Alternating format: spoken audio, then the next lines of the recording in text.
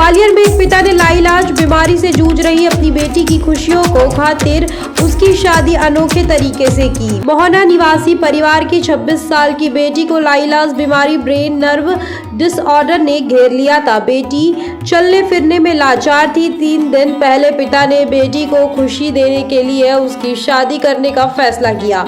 रिश्तेदारों को फोन करके बेटी की शादी में बुलाया। मेहमान आ गए। सबके मन में एक ही सवाल था कि आखिर दूल्हा कौन है। जब बारात आई तो लोग हैरान रह गए। दरअसल दूल्हे के रूप में कन्हैया जी आए थे। कान्हा जी दूल्हा बनकर आए। उनके साथ बारातियों ने जमकर भी डांस किया। शादी की सारी रस्में हुई। बेटी विदा हुई, लेकिन विदाई के बाद ही पिता के यहाँ वापस लौट आई और साथ में गोदी में अपने पति के रूप में भगवान कन्हैया को भी लेकर आई।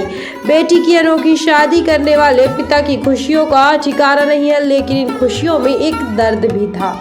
आसमान में आतिशबाजी, डीजे की थाप पर थिरकते लोग और ये नज़ारा किसी आम और रस आदमी की शादी का नहीं है, बल्कि ये नज़ारा अनोखी शादी का है। जी हाँ, ये शादी है भगवान कृष्ण की। 2 दिन पहले ग्वालियर की 26 साल की सोनल राठौर से शादी रचाने आए। लाइलाज बीमारी से जूझ रही सोनल बीते 26 वर्ष से बेड पर थी। परिवार के लोगों ने हर स्तर पर उसका इलाज कराया, लेकिन जब कोई फायदा नहीं मिला तो बेटी की फिक्र भी है, उसका सामाजिक संस्कार भी, जिम्मेदारी भी है। लिहाजा पिता ने अपनी बेटी की डोर भगवान के साथ बांध दी।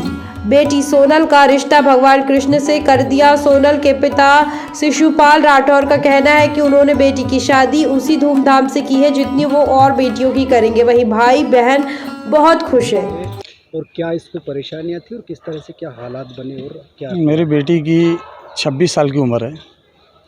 5 साल तक बहुत अच्छे से चलती फिरती थी और उसके बाद जो है 2001 से बीमार हुई।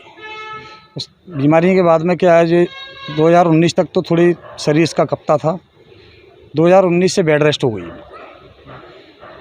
26 साल उम्र हो गई है। कुछ लोगों ने हमको बोला कि इसकी शादी करके इसका कुंवारापन हट जाएगा और भगवान से शादी करने के लिए। शादी किस तरह से की, किस तरह से आयोजन हुए, क्या क्या आयोजन हुए, कैसे मन में आपके विचार आया और क्या किया? मन में शादी का विचार आया कान्हा जी से, तो उसकी हमने रूपरेखा सारी जो है ना, बहन हमारे यहाँ जो डलिया लेके आती वो भी लेके आई। हम लोग भी भात मांगने गए। उसके बाद सारे रिश्तेदारों को बुलाया। बुलाने के बाद फिर हमने सारी जो विधियाँ होती हैं शादी की, रूपरेखा सारी रूपरेखाएँ उन्होंने से की। बैंड से कान्हा जी की बारात मंगाई बड़ी धूमधाम से और बेटी की विदाई भी की। विदाई करने के बाद में कान्हा जी को साथ में रखा। पंडित जी को घर पर भामरा वगैरह का सारा प्रोग्राम हुआ। मतलब बहुत अच्छे से धूमधाम से प्रोग्राम किया। मतलब पूरी इच्छा किया? पूरी इच्छा से। कितने खुश हैं आज इस आयोजन के बाद? खुश तो साहब, जो आप भगवान के भरोसे हमने जो है ना बेटी को छोड़ा है, अब वो उन्हीं के भरोसे है। उसकी बीमारी है, जो भी कुछ है वो ही देखेंगे। अच्छा, आपके परिवार में ये पहले भी किसी को हुई है? नहीं, हमारे परिवार है, हमारी याद में तो नहीं है। बेटा जैसा आप बता रहे थे, बेटा इससे पहले था, वो 7 साल का होकर ख़त्म हो गया था। उसके दूसरे दिन ही ये बीमार हो गई थी। जब से इसको वही बीमारी इसको जो है जेनेटिक। कि बातचीत करती नहीं है, क्या नहीं करती? क्या बातचीत तो करती है, लेकिन शरीर उसका बिल्कुल रह गया उसका। ठीक है।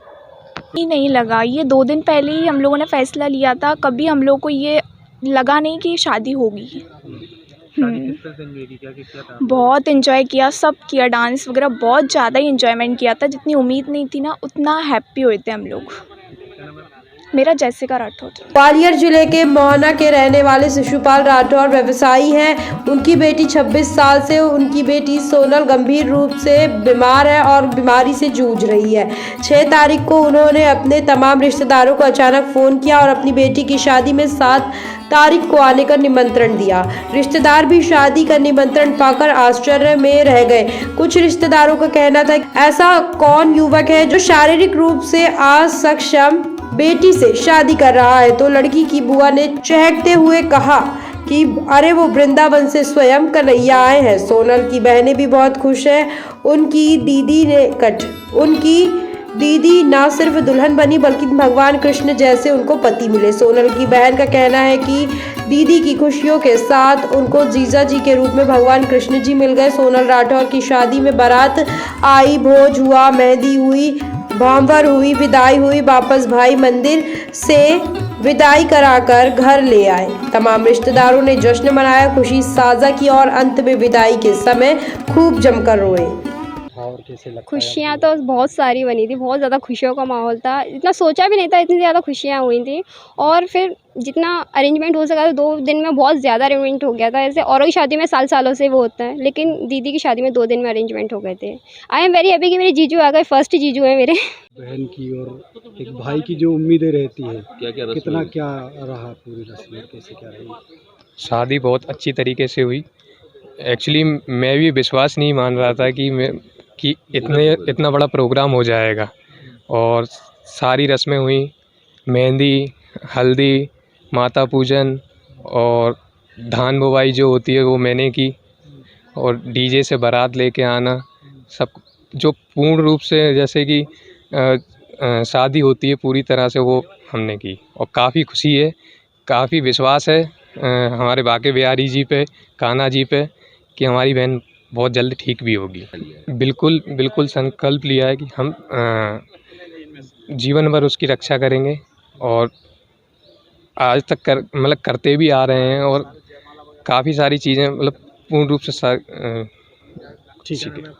मेरा नाम गुलशन राठौर।